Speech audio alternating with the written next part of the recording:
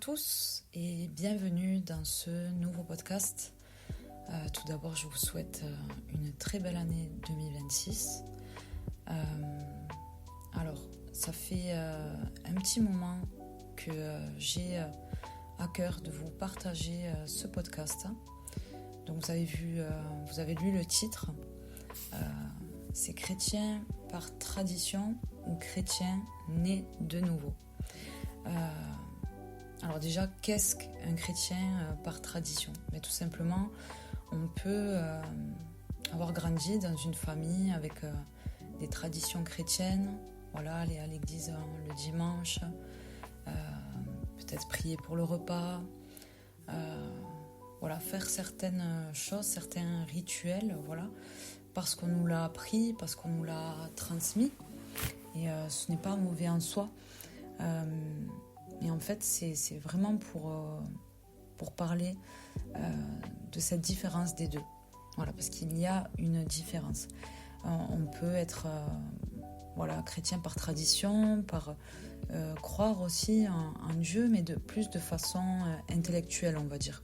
Une foi assez intellectuelle. Mais dans la Bible, Jésus parle de la nouvelle naissance. Et qu'est-ce que la nouvelle naissance ? En fait, il parle d'être chrétien né de nouveau. Et pour parler de ce passage, parce qu'aujourd'hui, je vais pas mal m'appuyer sur les Écritures, en fait, sur la Bible. Et on peut lire dans Jean 3. Donc, pour résumer un peu ce passage avant de le lire, en fait, Nicodème, c'est un pharisien, donc c'est un chrétien très religieux qui connaît la loi, qui connaît les commandements de Dieu, mais qui n'est pas né de nouveau. Et donc il s'approche de Jésus, il y va la nuit, voilà, pour être plus discret, et il va poser cette question à Jésus. Donc je vous cite le passage, donc Jean 3. Il y avait un homme qui s'appelait Nicodème, membre du parti des pharisiens. C'était un chef des Juifs. Il vint trouver Jésus de nuit et le salua en ces termes. « Maître, nous savons que c'est Dieu qui t'a envoyé pour nous enseigner qu'à personne ne saurait accomplir les signes miraculeux que tu fais si Dieu n'était pas avec lui. » Verset 3. Jésus lui répond vraiment, je te l'assure, à moins de renaître d'en haut, personne ne peut voir le royaume de Dieu. Comment un homme, donc là c'est Nicodème qui parle, comment un homme peut-il naître une fois vieux ? S'exclama Nicodème. Il ne peut tout de même pas retourner dans le ventre de sa mère pour renaître. Vraiment, je te l'assure, reprit Jésus, à moins de naître d'eau, c'est-à-dire d'esprit, personne ne peut entrer dans le royaume de Dieu. Ce qui naît d'une naissance naturelle, c'est la vie humaine naturelle. Ce qui naît de l'esprit est animé par l'esprit. Ne sois donc pas surpris si je t'ai dit, il faut renaître d'en haut, ou naître de nouveau, certaines traductions. Donc la nouvelle naissance, c'est quelque chose qui est spirituel. C'est recevoir l'esprit de Dieu. La nouvelle naissance, ça peut être, on peut l'appeler comme ça, ou on peut dire être né d'en haut, être né du ciel. Donc il y a une différence entre une personne charnelle et la naissance humaine d'un parent, des parents, de papa, la maman, d'être né physiquement, charnellement par ses parents, et être né d'en haut, être né de Dieu, être né du ciel. Et comment ça se passe ? Comment on est du ciel en fait ? Ça commence par une rencontre personnelle avec le Christ. C'est vivre une expérience personnelle avec le Christ. En fait, lorsqu'on rencontre Jésus, il peut entrer dans notre vie par plusieurs biais, mais c'est Dieu qui vient à notre rencontre. En vérité, on dit qu'on a rencontré Dieu, mais c'est Dieu qui vient à notre rencontre. Et à son contact, souvent, on a d'abord la repentance. En fait, on se rend compte, le fait de rencontrer Jésus, c'est se rendre compte qu'on est pécheur, tout simplement. On est pécheur par naissance. Voilà. C'est une nature que nous avons dès le début de notre vie. On ne le choisit pas. C'est depuis la chute d'Adam et d'Ève, bien sûr. Et c'est pas une nature que l'on choisit. On est né comme ça. Et quand on rencontre Jésus, qu'on vit une expérience avec lui, on a la conviction de péché, on a la conviction de nos péchés. Et cette conviction nous amène à nous rendre compte de notre état de pécheur et donc d'avoir besoin d'être pardonné. En fait, on a déjà été pardonné à la croix, quand Jésus est mort pour nous, pour le pardon de nos péchés, mais on a besoin de le recevoir, ce pardon. Et ça, c'est différent. Et lorsqu'on a ces étapes-là, qu'on vit cette rencontre, on a la repentance, donc on est profondément convaincu que nous avons péché devant Dieu et on lui demande pardon. Et là, on reçoit le Saint-Esprit. Alors, le Saint-Esprit, c'est l'Esprit de Dieu. Alors, nous sommes tripartites. On a l'esprit, l'âme et le corps. Notre esprit, lorsqu'il n'est pas encore régénéré, c'est-à-dire que nous n'avons pas encore rencontré Dieu, il est coupé de la relation avec Dieu. Lorsqu'on rencontre le Christ, qu'on vit cette expérience spirituelle avec lui,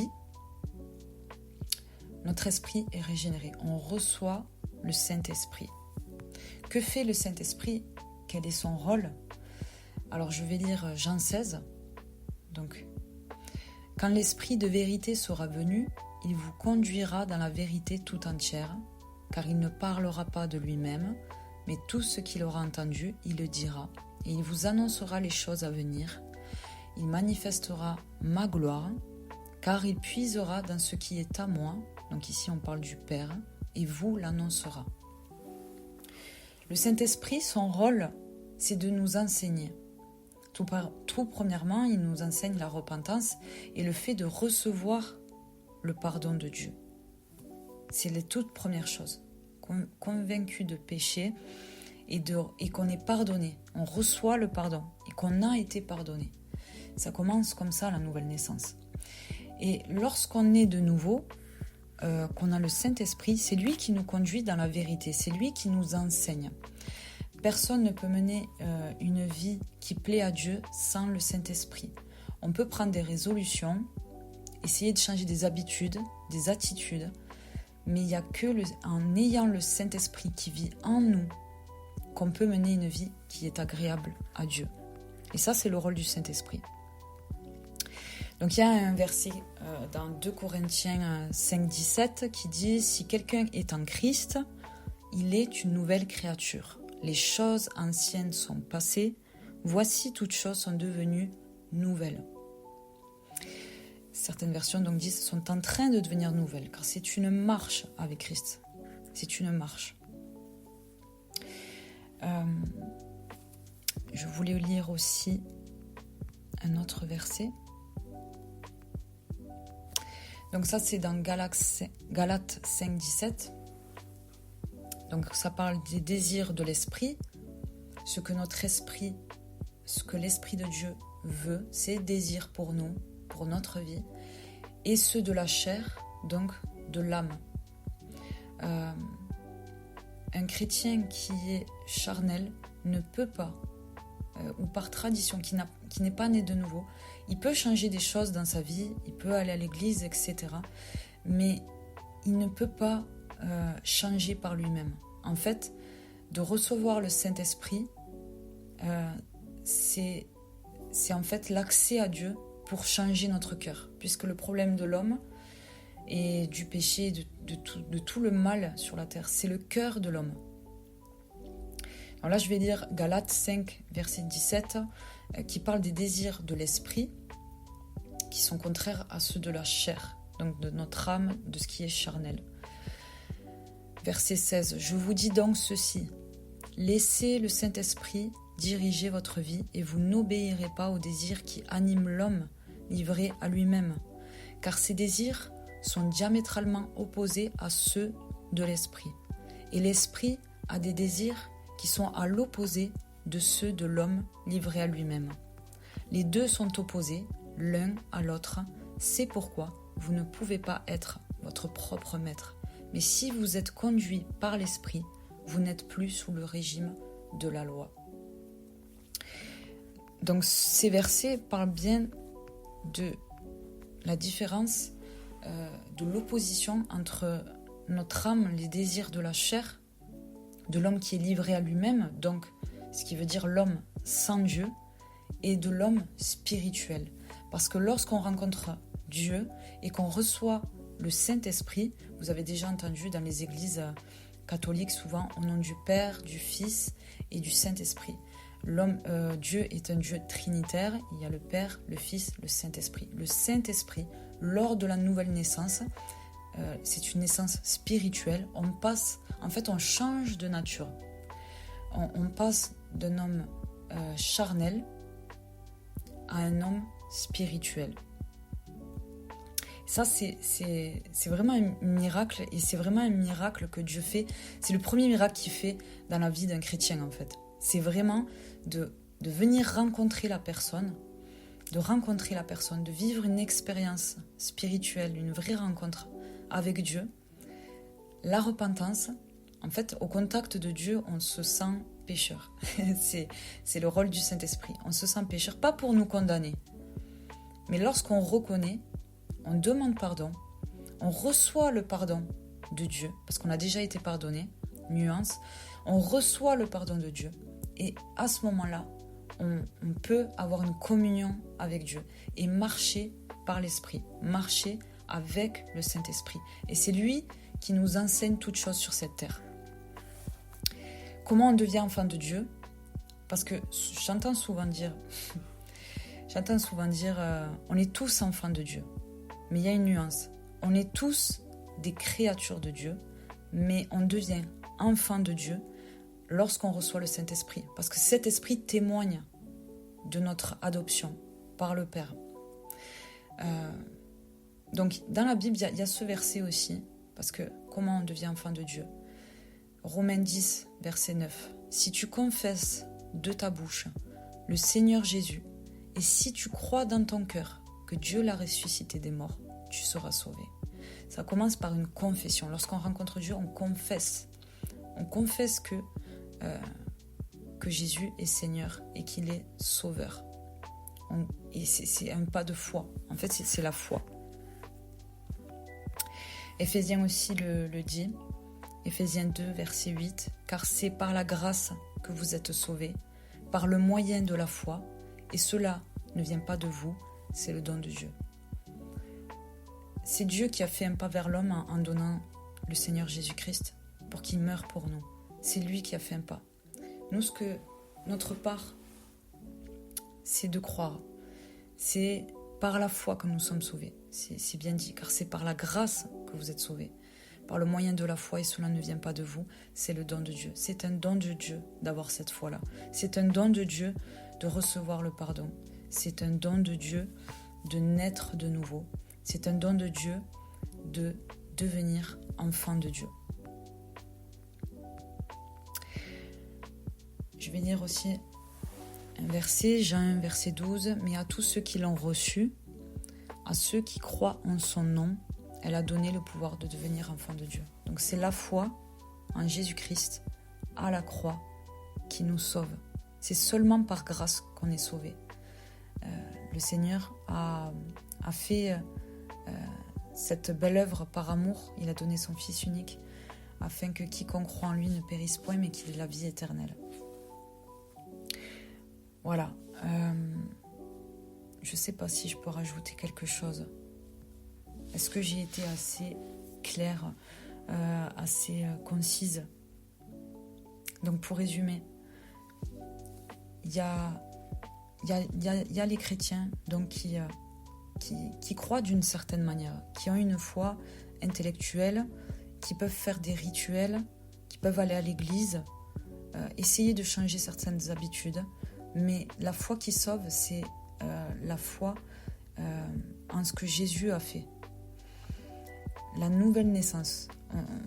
On l'a bien lu au début.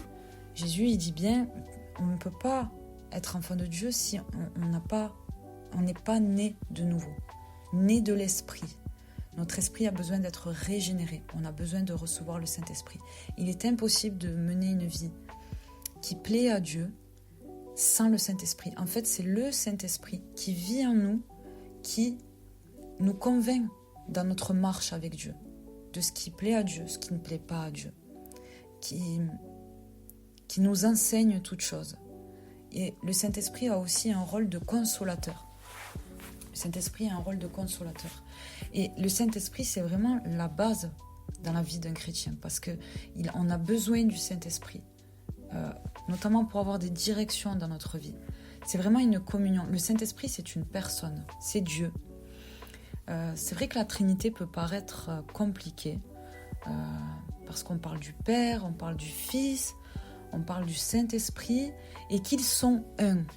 Voilà, on dirait qu'on parlerait d'une tablette de lave-vaisselle, 3 en 1. Mais en fait, nous sommes 3 en 1. Si je vous appelle par votre prénom, en fait, il y a votre corps qui va réagir, votre âme et votre esprit. Et pourtant, vous êtes qu'un. Vous êtes corps, âme, esprit. C'est notre esprit qui est régénéré à la nouvelle naissance. Notre âme a besoin de guérison. Même lorsqu'on rencontre Dieu, notre âme qui a été abîmée par le monde, par le péché, par tout ce qu'on a pu vivre, a besoin de restauration. Mais notre esprit est régénéré. Et c'est vraiment une marche. Et c'est vraiment la nouvelle naissance, c'est vraiment quelque chose qu'on peut chercher, qu'on peut rechercher, qu'on peut désirer, tout simplement en recherchant Dieu, en lisant les Écritures aussi, la Bible. C'est la parole de Dieu, c'est pas un simple livre, c'est vraiment un livre qui a été écrit par des hommes inspirés justement par le Saint-Esprit et qui transforme les cœurs, qui transforme les vies. Et c'est un livre de vie, en fait. C'est aussi un testament. Et un testament, c'est quelque chose qu'on laisse à ses enfants. C'est un héritage. Et Dieu nous a laissé cet héritage. Il nous a laissé sa parole parce qu'elle est esprit et vie. Et qu'elle agit dans les cœurs. La Bible, c'est vraiment un livre qui agit dans les cœurs.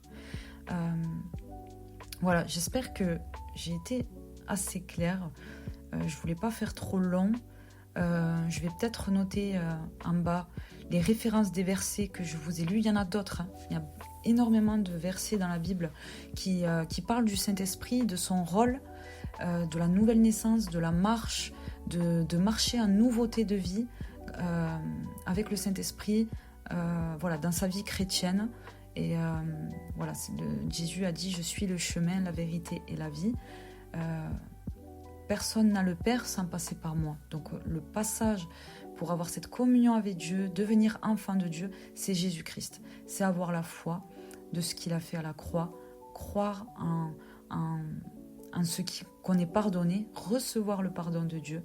Et voilà, tout simplement, je mettrai des versets. Et si jamais il y a des personnes à qui ça parle et qui se posent des questions, voilà, par rapport à la nouvelle naissance, au Saint-Esprit, j'ai laissé mon mail dans ma description, dans ma vidéo.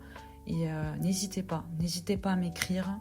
Et n'hésitez pas aussi à vous procurer une Bible.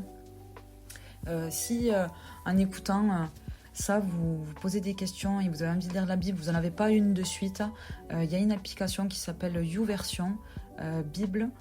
C'est une application pour lire la Bible. Vous avez un verset par jour. Vous avez les Bibles dans plusieurs traductions. Vous pouvez même l'écouter en audio. Et il y a des parcours aussi. Voilà, comment avoir la paix, ou etc. Enfin, voilà, il y a plusieurs parcours. Mais voilà, vous pouvez l'avoir de suite sur votre téléphone. Voilà, en tout cas, je vous souhaite une belle soirée ou une belle journée. Que Dieu vous bénisse. Et j'espère vraiment que cette vidéo pourra vous éclairer, peut-être si vous vous posez des questions à ce sujet. Soyez bénis, à bientôt.